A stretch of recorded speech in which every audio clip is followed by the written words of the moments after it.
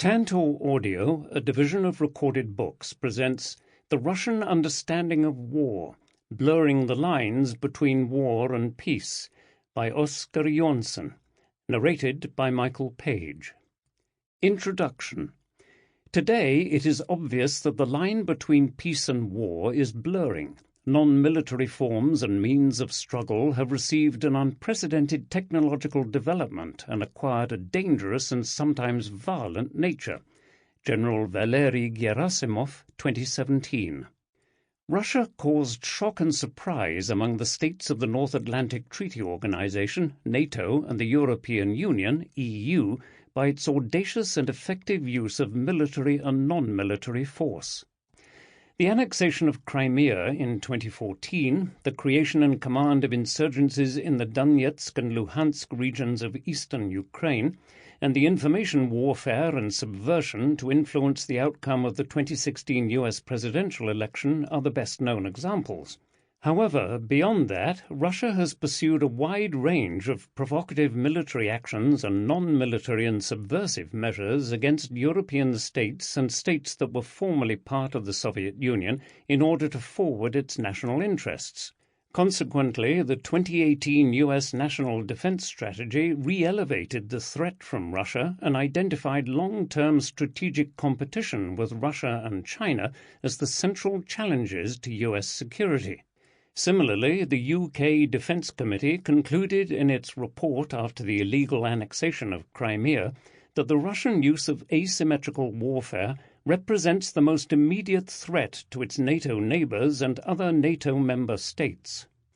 In the Western debate about Russian warfare, analysts have discussed concepts such as hybrid warfare, new generation warfare, and the Gerasimov doctrine to describe Russia's pursuit of its political goals using the full spectrum of military and non-military forms of conflict. The main novelty for Western analysts has been the effective combination of non-military means with, or instead of, overt military force. However, Russian military thought has for the past 3 decades been understudied and misunderstood in the West.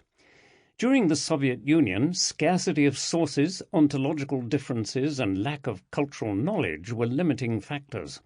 The available material was considered more likely to be propaganda than genuine beliefs.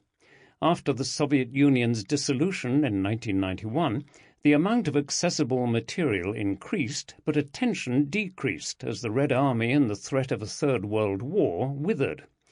Western attention revived anew in the 2010s as Russia again became a central concern for international security, by which time Russia's political and military realities and military thought had changed notably.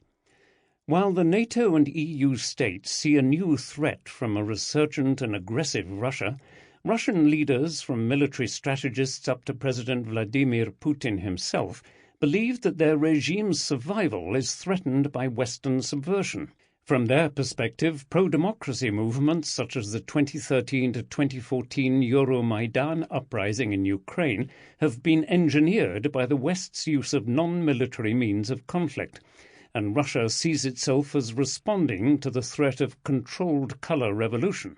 General Valery Gerasimov, chief of the Russian General Staff, stated that during the past decade a wave of these color revolutions has been instigated by the US in the post-Soviet space, North Africa and the Middle East.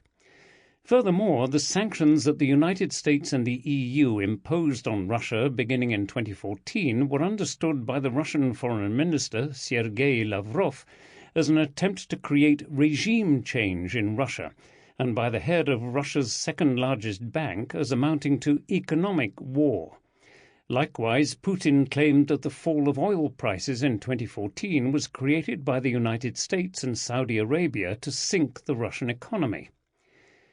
If the Russian government believes itself to be in a war with the West, albeit one conducted via non-military means, this explains why a high degree of risk-taking with military and non-military means is warranted. Furthermore, when Western states are taking actions that they perceive as being short of war, sanctions, democracy promotion and information operations, but that are understood by Russia as amounting to war, there is a risk of unconscious and or unintentional escalation. As the cost of such can be vast, grasping Russia's understanding of war is thus crucial for international and regional security and is something this book seeks to provide. Purpose of the book. Has the Russian understanding of the nature of war changed? Answering this question is the primary goal of this book. Other studies have analyzed the Russian military thought but not directly engaged in whether or not the nature of war is changing. In answering this question, I will map the development of Russian military thought from the creation of the Soviet Union until today. This book relies on a distinction between the nature of war and the character of war. This was a distinction originally proposed by the general and philosopher Karl von Clausewitz in On War, but it was brought into Soviet military theory by Vladimir Lenin and has persisted since then in Russian military thought. The distinction of character versus nature of war is critical because a change in character is constant as technology and societies change, whereas Clausewitz and others have seen that the nature of war is unchanging. As explained by the Russian theorist Pavel Kazarin, the nature of war refers to the properties or traits that war has, and the character refers to the content. Thus, a change in the nature of war would represent a break from past understandings of what war is, impacting the full knowledge system surrounding war. In a study of the nature of war in the Soviet Union, the Polish scholar Julian Lieder saw that the nature or essence of war encompasses those general features which distinguish war as a political act and armed struggle from other socio-political and socio-historical phenomena. This captures very well how Lenin defined war as the continuation of politics with violent means. The key characteristic of the nature of war was thus armed violence applied to a political purpose. Lieder continued, "If used without qualification, the term nature of war in Soviet studies is to be understood in this sense. This is the sense in which this book understands the nature of war. He saw that among Soviet military theorists' definitions of war, the specificity of armed struggle distinguishes it from other social phenomena, and in particular from the peacetime political struggle. Seeing the nature of war as defined by armed violence has been the baseline in the Soviet and later Russian debate. Marxisme-Leninisme o vojne I armii, Marxism-Leninism on War and Army, the authoritative book on military affairs during the Soviet Union, stated that the essence of war is the continuation of politics by means of armed force. This is the main characteristic of war. Therefore, this definition of the essence of war does not include many of the important ways that are used to secure victory." Likewise, Lieder summarized this thought as follows: Soviet scholars have traditionally laid down that war is in all epochs a continuation of politics by military means, and that its essential nature does not change. That is not, of course, to argue that there are no changes in war. Rather, what did change in every war was the particular policy governing war, how military violence was applied, and the instrumentality of war. Russian military theorists Sergei Chekhinov and Sergei Bogdanov argued that the criterion of the presence or absence of war is the place and role of military and non-military measures in political confrontation. If armed struggle and other actions by the armed forces predominate in the business of achieving political objectives, while all other non-military methods of violence work to ensure maximum effect from using armed forces, this is none other than war. Acting on this premise, political confrontation is not war if the focus is on non-military means of violence, while the effect of the troops is due merely to their presence or some actions that do not involve fire and attacks, but is confined to demonstrations, threats, etc. The premise that the nature of war is defined by armed violence has traditionally been the baseline for Russian theorists. That is to say, those who argue for an expansion in the understanding of the nature of war still accept the premise that the nature of war has, in the past, been defined by armed violence. This underlines the need for a study in the Western debate that focuses on the nature of war in the Russian understanding. The question is thus: has the Russian understanding of the nature of war changed? and if so, how? In order to answer this question, this book will investigate how the nature of war has developed in the views of Russian military theorists, political elites, and public security doctrines. Furthermore, this book will analyze the most notable non-military means, information warfare, and the creation of color revolutions affecting the Russian understanding of war. Argument. Questioning whether or not the nature of war was changing began anew in Russia in the mid-2000s.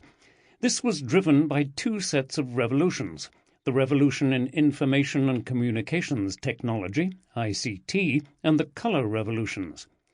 Color revolutions are seen by Russian theorists and elites as shorthand for Western-created uprisings through information warfare, ideological influence, pro-democracy movements, and non-violent protest techniques combined with Western financial and diplomatic support. The military theoretical discussions placed more emphasis on the increasing utility of non-military means in relation to military means. Non-military means refer to a mix of information, ideological, economic, subversive, and diplomatic means. However, while military theorists increasingly acknowledged the effectiveness of non-military means, the view that such means might change the nature of war itself was not widespread among theorists and security doctrines at the time. Rather, the most notable shift in the Russian understanding of war came in the period 2012 to 2014. Thereafter, the most central political elites and military theorists expressed the view that war was going through a fundamental transformation because non-military means were so effective that they should be considered violent, the boundary of war and peace was blurring, non-military means were becoming 4 times as important as military means, representing their own form of warfare, and the effectiveness of non-military means constituted a cardinal change in the concept of war and its knowledge system. Albeit less explicitly, the shifting understanding of war was also reflected in the main security doctrines, which emphasized the role of information warfare in both war and peacetime that could reach strategic goals by itself, as well as ideological confrontations related to color revolutions. The views that non-military and non-violent means are so effective that they should be considered violent, blurring the boundary between war and peace, and an ongoing form of warfare, are hardly compatible with the traditional understanding of war as defined by armed violence. Rather, the understanding of the nature of war among current Russian theorists and elites has broadened and cannot anymore be seen as solely defined by armed force. This understanding has gone from being voiced by a few theorists to the mainstream of Russian thought, as reflected by security doctrines and key officials. While central theorists and elites have implied a change in the nature of war, there has not been an unequivocal authoritative statement that war is no longer defined solely by armed violence or the threat thereof. However, this should not be expected, and such a declaration would have significant consequences. First, the concept of armed attack and armed violence is the basis of international law as well as the Russian federal law on defense, which regulates the use of the armed forces. Such a recognition would, given the Russian leadership's perception of these means as ongoing, mean that Russia now would be in a state of war. This argument has direct implications for handling the conflict with Russia, something the West often struggles with. One example is how the US and EU sanctions on Russia after the start of the war in Ukraine were seen in the West as a way to avoid escalation, whereas the Russian leadership claimed they were a form of warfare to provoke regime change. This emphasizes the difficulties that the West has with handling escalation with Russia. Measures such as sanctions are meant to signal that Russian actions are unacceptable, but the West also tends to think that they avoid escalation. However, they are often contrarily seen by the Russian leadership as escalation, although by non-military means. Indeed, as I've argued elsewhere, Russia believes itself to be in a war with the West, albeit, for now, a non-military one. The inability to grasp the Russian leadership's understanding gives Western states a disadvantage, both in negotiating potential solutions with Russia and deterring Russia, which is now the focus of NATO and the United States and is channeled through the European Reassurance Initiative and the European Deterrence Initiative with their budget of over $10 billion. Gauging the Russian understanding of war is thus crucial for handling the conflict with Russia, both in terms of how Russia will fight and how it will react to Western actions. The most notable means accounting for this change in the Russian understanding of war is information warfare, particularly information psychological warfare and the creation of color revolutions. Both of these are understood as non-violent, but are seen as so effective that they could amount to violence and blur the boundary between war and peace. Non-violent color revolutions, largely depending on information warfare, are seen as the West's main approach to the use of force. In the view of Russian elites, the threat perception includes the content of information, which makes the understanding of information warfare very broad. This has led several key members of the elite, such as President Putin and Chief of the General Staff Gerasimov, to declare that Russia is in an information war perpetrated by the West. Information warfare is intrinsically linked to the Russian perception of color revolutions. Color revolutions refer to the non-violent revolutions in Georgia, Ukraine, and Kyrgyzstan in the mid-2000s, but have in the Russian mind expanded to include the Arab Spring uprisings as well. Color revolutions are seen to consist of the destabilization of a targeted society with the spread of values and brainwashing of the population so that it will ultimately take to the streets and revolt against its leadership. Color revolutions have grown from being seen as mostly spontaneous uprisings, albeit with foreign support, to a form of warfare orchestrated by the West. After 2014, color revolutions were understood as the West's main geopolitical tool to achieve its political objectives and as a form of warfare. There is agreement among elites and military theorists that the color revolutions were non-violent events, even though some of the latter events that came to be included in the concept, such as the Arab Spring and the Euromaidan revolt, have included violence. Nonetheless, some Russian theorists objected to the description of the color revolutions as non-violent because they saw that they were ultimately backed up by violence or the threat thereof. The Western military interventions in Libya and Syria are seen as conceptually separate from the non-violent color revolutions that were in those cases pretexts for armed interventions.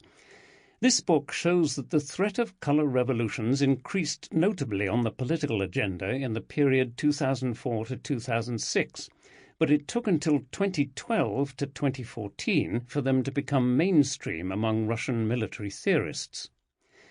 The broadening of the Russian understanding of war has been a long-term evolutionary process. This is to be seen in contrast to recurring calls for a revolution in Russian military thought and practice, often heard after the invasion of Ukraine or the interference in the US election. Rather than expounding novel ideas, it is the Western lack of attention to Russian military thought that makes them seem novel. In fact, many of the most publicized notions, the blurring of war and peace, that Russia is in an information war, that information can be a weapon, that non-military means can be as effective as nuclear weapons, have been a part of the Russian military theoretical debate long before the invasion of Ukraine. Moreover, the attention that was paid to Russian military thought had to a large degree focused on the modernization of conventional capabilities and less on the unconventional ones. The Western debate. With the dissolution of the Soviet Union, Western interest in Russian military thought was on a steady decline until the 2008 war between Georgia and Russia and the concomitant reform of the Russian armed forces. Thereafter, the questions got more attention, but they were still far from mainstream. In general, the extent of Western analytical engagement with Russian military thought, both in terms of number of analysts and frequency of publications, has been linked to perceptions of Russian military capabilities and their use. The analysis in the late 2000s and early 2010s mostly confirmed how difficult it would be for Russia to reform, and the debate centered on Russia's military means. An important exception was those Western theorists already analyzing Russian information warfare since 1996. When Putin was re-elected and returned to the presidency in 2012, relations with the West turned worse and interest in Russia increased again. After the war in Ukraine began, a more focused debate on Russian warfare and the Russian understanding of modern war came to fruition. However, the long-term lack of attention to Russian military thought made hybrid warfare and the Gerasimov doctrine the bedrock for debates on understanding Russia. The key theme in all concepts was that they were introduced to capture the successful Russian conduct in Ukraine with a combination of military and non-military means, and especially the use of information warfare. The initial outburst of analysis gave way in turn to a second wave, which to a large degree focused on explaining why these concepts were wrong. How war is changing is a perennial topic in military theory. However, few Western studies have engaged in depth with how the Russian understanding is changing. Rather, it seems that the debate on how war is changing assumes that war in general is changing and that it is the same, and perceived as the same, for all states. A key insight from the field of strategic culture points out that communities with different cultures and values can look at the same thing but interpret it very differently. As put by Colin Gray, culture yields us the truths, small and large, that we know should guide our decisions and actions. Likewise, strategists and their institutions cannot be acultural and hence will continuously perceive and interpret the material realm culturally. Culture should be seen as a context from which an understanding cannot be isolated. This has been put particularly in the case of Russia, as the Russian paradigm is idiosyncratic, reflects a strong cultural imprint, and needs to be analyzed in the context of its strategic culture. Hybrid warfare. The concept of hybrid warfare became the center of the Western debate for understanding Russian warfare after the onset of the war in Ukraine. The concept has a longer history, but the use of the term before the invasion of Ukraine was not aimed at understanding Russian warfare and will therefore not be analyzed in depth here. In 2014, international organizations such as NATO and the EU, as well as national governments, adopted hybrid warfare as their concept for understanding Russian contemporary warfare. At the NATO summit in Wales in September 2014, the alliance stated, "We will ensure that NATO is able to effectively address the specific challenges posed by hybrid warfare threats, where a wide range of overt and covert military, paramilitary and civilian measures are employed in a highly integrated design."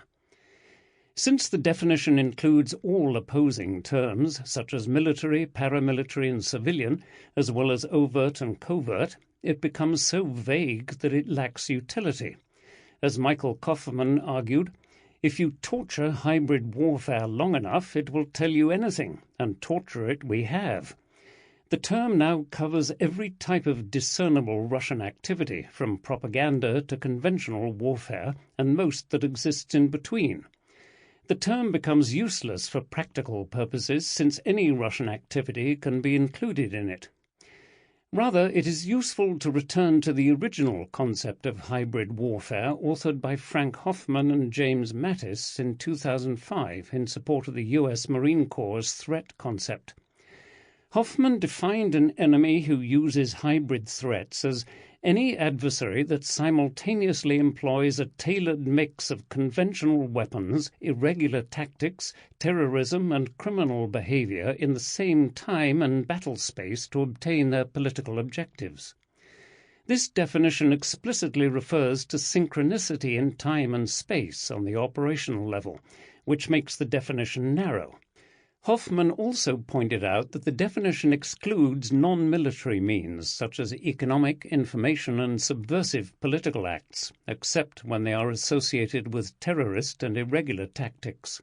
This way of defining hybrid warfare is therefore narrow enough to be analytically useful for the military's operational analysis, but it does not capture the key elements of what made Russian warfare successful in Ukraine, nor was it meant to. To dispel the definitional confusion, Mark Galeotti usefully argued that the debate deals with two parallel yet overlapping phenomena. One is true hybrid war, the other perhaps best considered political war. In this way, Galeotti saw hybrid war in the sense used by Mattis and Hoffmann, which has occurred in Crimea and eastern Ukraine. That hybrid warfare was also coupled with political war, seen as the pure use of political methods to bring about desired changes in the policy in another state. A large part of the conceptual confusion stems from the fact that both of these were run in parallel. The separation into hybrid war and political war is a helpful conceptual solution, but there are also problems with the term political war, setting aside those with hybrid war. Political war was famously used by George Kennan at the outset of the Cold War against the Soviet Union when he called for the employment of all the means at a nation's command, short of war, to achieve its national objectives. This emphasizes the problem at the center of the term.